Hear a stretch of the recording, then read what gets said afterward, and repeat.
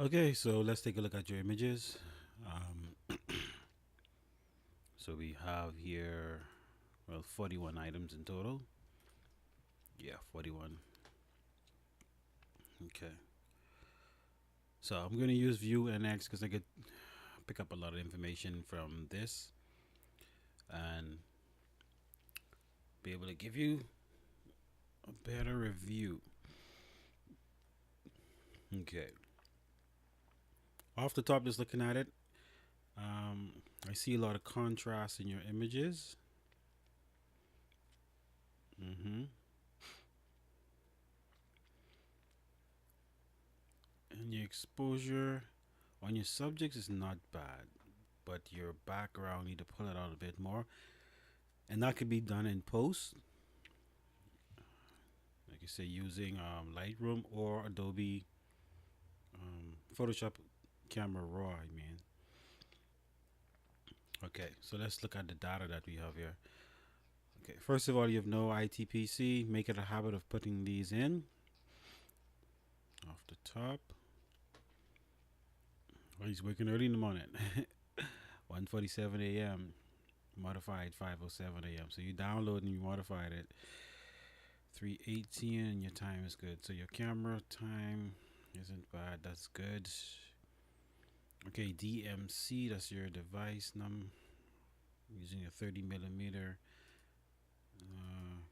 Okay, so you had a zoom. So your 30-25 is moving back and forth. 2.8, 100 of a second in manual, center weighted.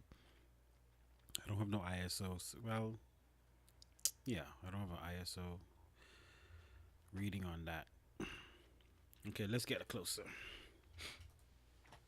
Let's see what we have. Actually, let's see if we can pick up some other things on this first. Okay, so I'm going to be reading your information to the left and your histogram over here to your right. Okay, first of all, this is a lot of space here at the top. She's reading, we know he's reading something. A smaller crop like that would have been better.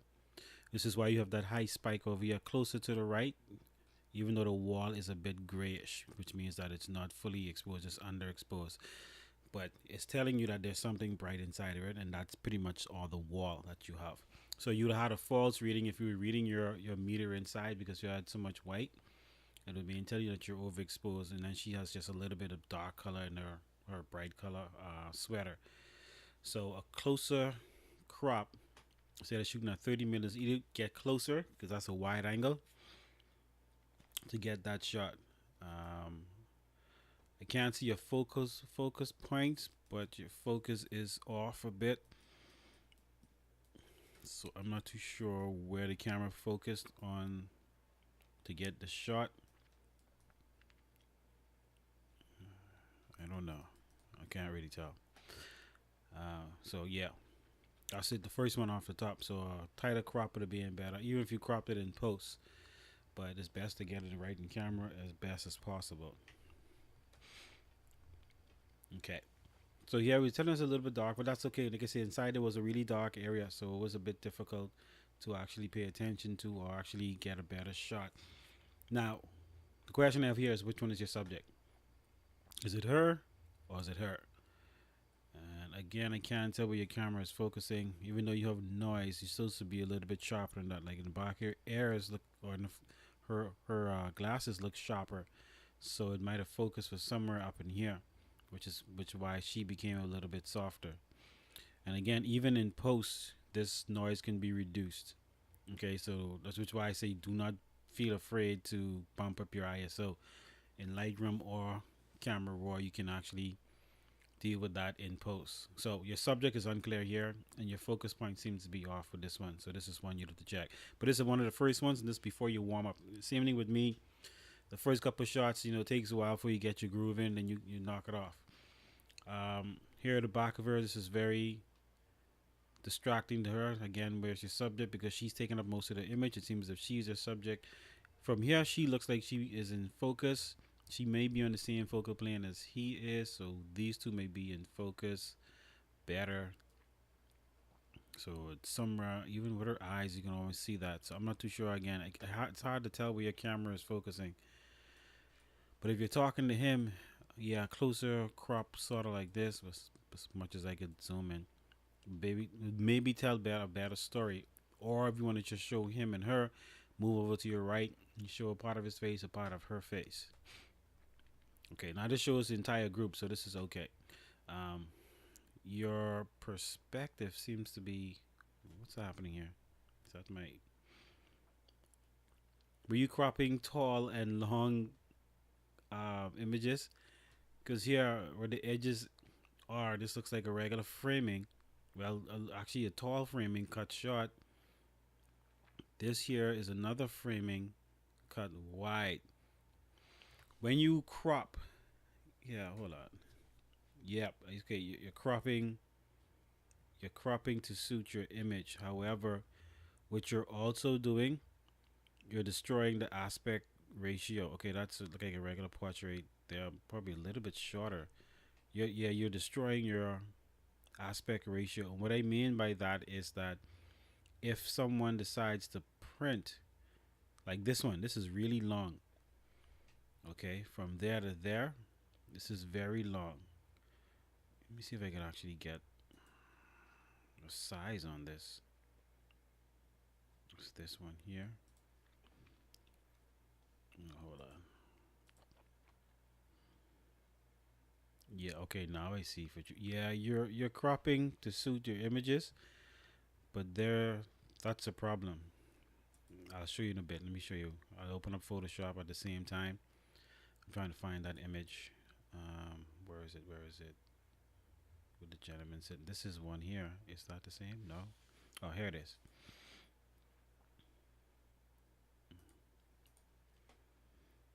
This one right here. Your dimensions 4,608 by 2,264. So that off the top tells me, yeah, you did crop something that's really long. That's almost cinematic. That's what they use in the movies for that type of framing.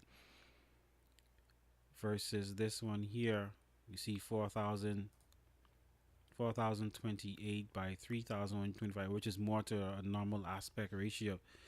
So that's what number 7 QC mixer 7. Here's why I say that. Where are we? Where are we? QC mixer shots. Yeah. 7. Okay. So think of prints. No matter what, no matter what you're shooting, someone may want something to print. Like this may be a shot. Let's say, God forbid, the man actually dies. I think it's a gentleman who got stranded on a boat, but something does happen, and the family wants an image, and they like the shot, so they want to print this for the book or something like that. If I do, if I say, you know what, I want this image 4 by 6. That'll be 6 by 4. It's always backwards. Okay, that's a 4 by 6 print. You see what's get cut out, so it's not too bad that you could use him, but you that's a lot that's missing on either side. So your image doesn't hold the entire frame. If you go 5 by 7, that's what happens. It gets shorter. 8 by 10, it's even shorter. So when you crop to suit your image, realize that you can't print no more. At least not the way you want the entire image to be seen, because you have all your everything. If you want everything in your image, let me just clear this for a second. If you want everything in your image, it's going to be difficult to get everything in the image if you did your own special crop. So when you comes time to print, you're gonna have a problem. Even up to, let me see if it's 16 by 20.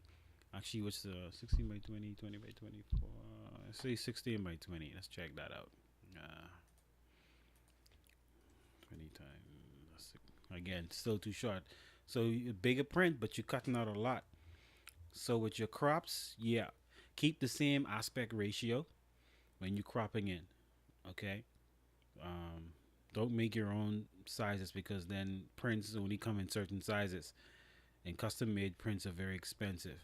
So you want to keep it within that 4 by 6, 5 by 7, 8 by 10, 11 by 14, 16 by 20, 20 by 24, 30 by 40, etc., etc.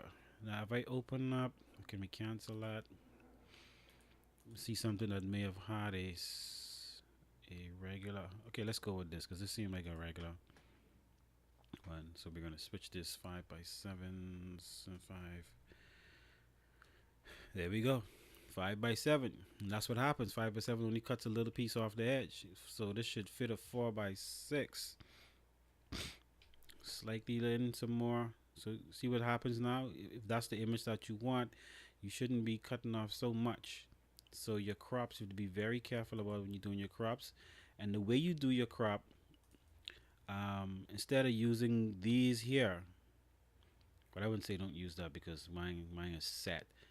So no matter once they do, it keeps the same aspect ratio. Um, I don't want to turn that off because usually when you just drag it down, it just does its own thing. No, most times you have to press the shift button or on a PC or control on the Mac, I think it is, and then drag the edges so that it keeps the same aspect ratio, and you can just move it around to get where you want it to be. So it can still print at 4 by 6, 5, 7, 8, 10, etc., etc.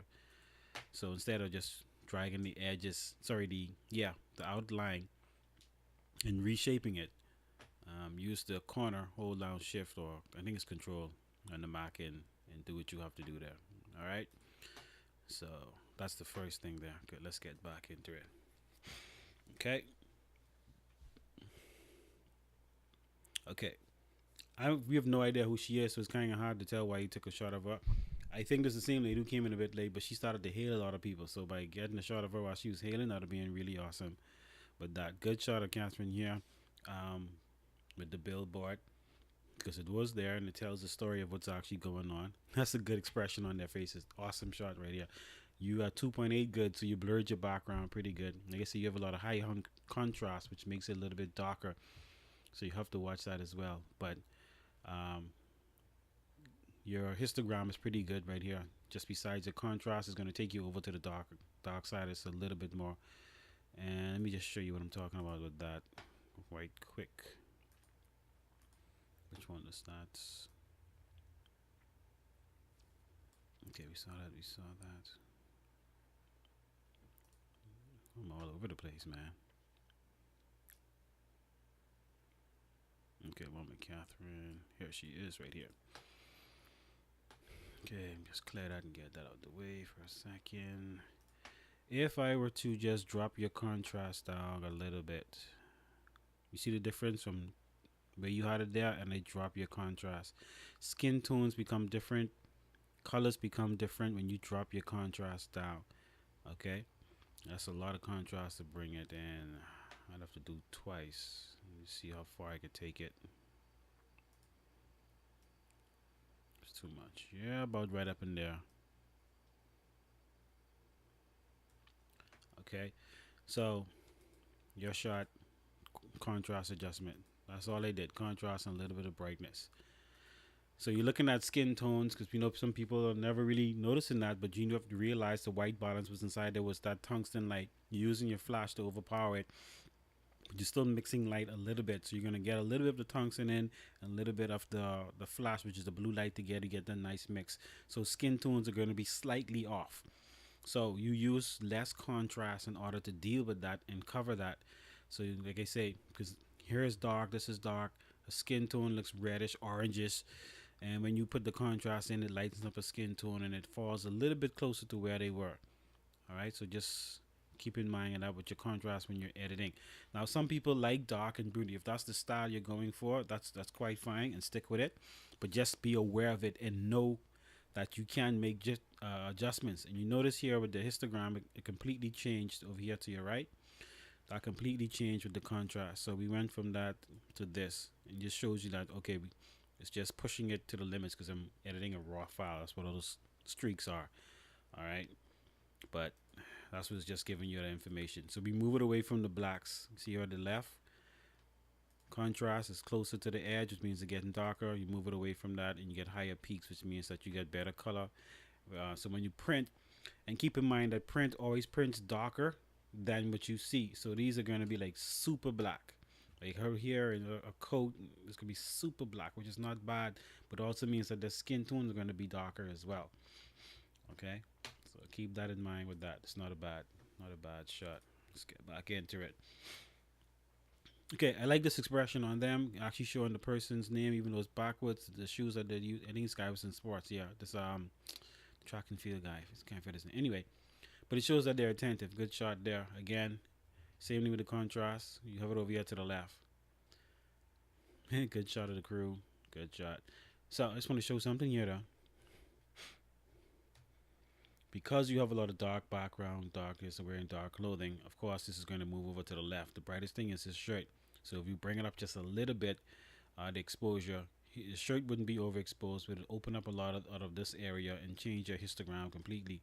Versus over here where you have so much white, and then we're just in there, so it's moving over to the right. That's not bad. So that's just understanding your histogram and what's actually happening. Same thing again. You love a lot of dark, a lot of things are going on. She's center point. You use the same crop again. Good attentiveness with him and her, but he is the subject, which is not bad. So it looks good this way, even though she's here in the center and she's wearing black, so it doesn't distract. But if she's wearing something bright, it might have been distracting. So it's not a bad crop. Pretty good. Okay, good. You're showing emotion. You're showing expressions. He's a little peeking over from the end. She's talking to her. Good shot. Good. Show engagement. They're all doing something. Again, watch the crops. But good shot. Shows that they're actually interacting with each other and doing some work together. I like this girl expression, man.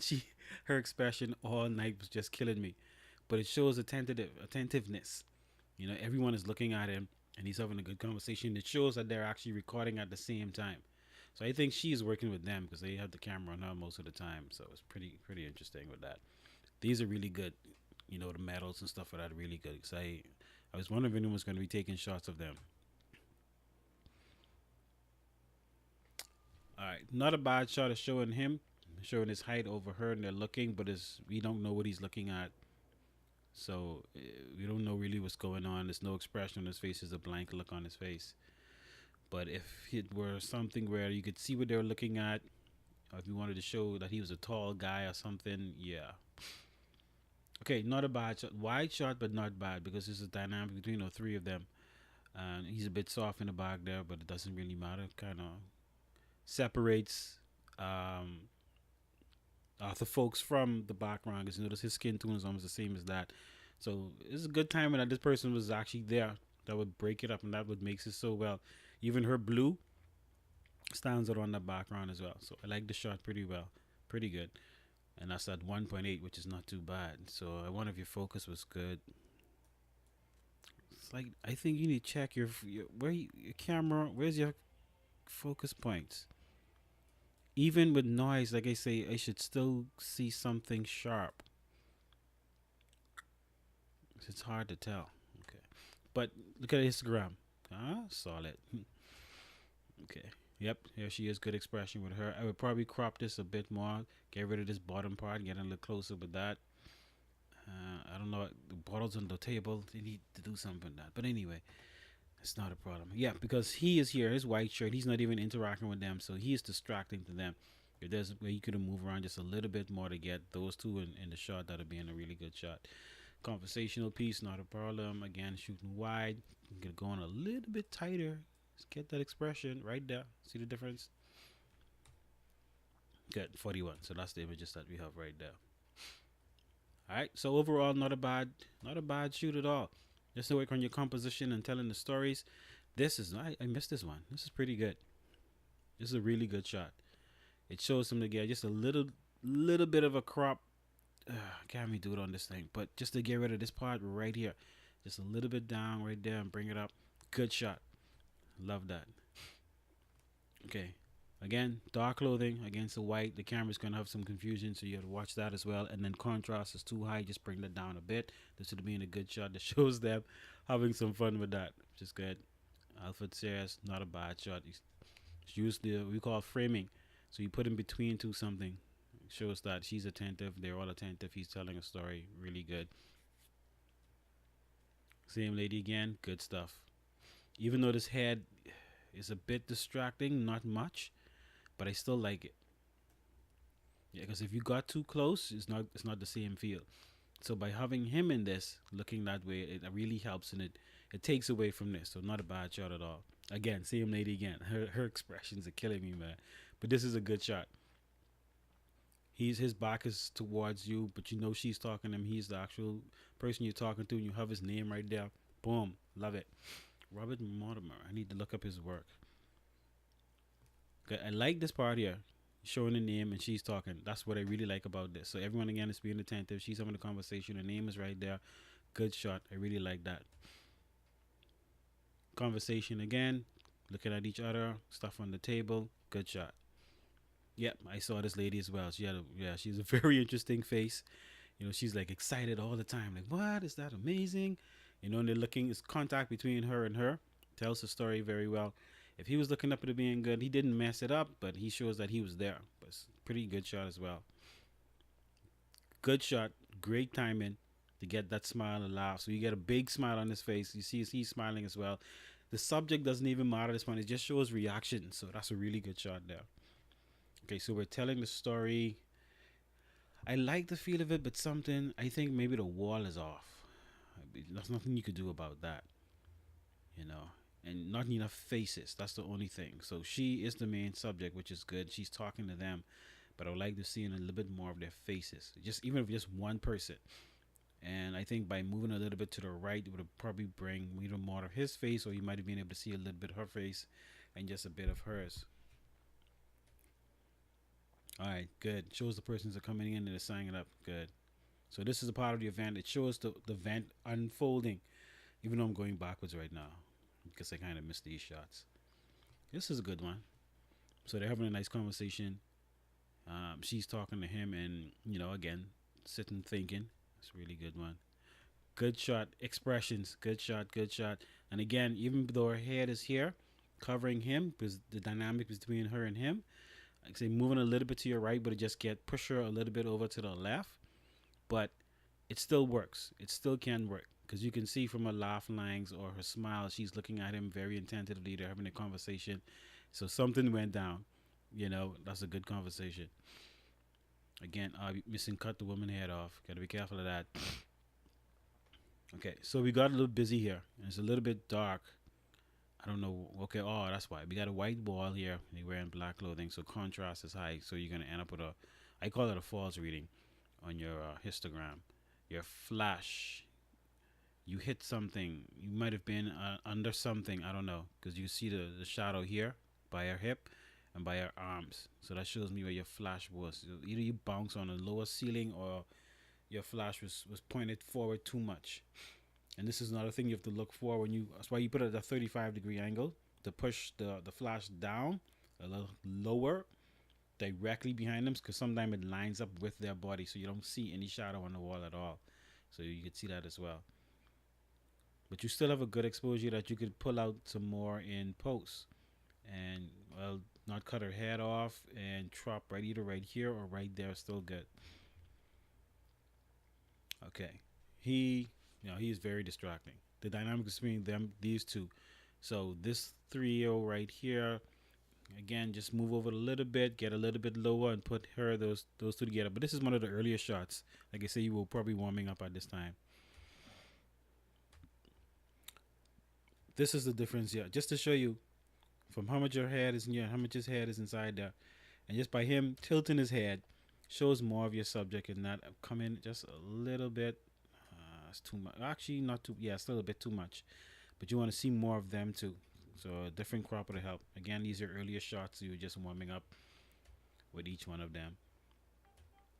But that's what I like about it. When you first start out, and versus your first few shots to your last few shots, the last ones are always better because you get warm, you get comfortable with the people get comfortable with you, and you get your shots done. Overall, not bad. I'll just reiterate again, work on your contrast. Remember, don't make it too dark. Be careful with your cropping. Do not crop to suit your image, but crop based on print sizes. So keep the same aspect ratio that you're working with. And thanks for this. I like these images. I'm always looking for something behind the scenes of myself, but I always forget that take shots myself. Yeah, be careful of these type of crops because keep in mind of printing. You never know what people are going to use your images for, so you want to keep it standard, pretty much. Overall, not too bad. All right, love it.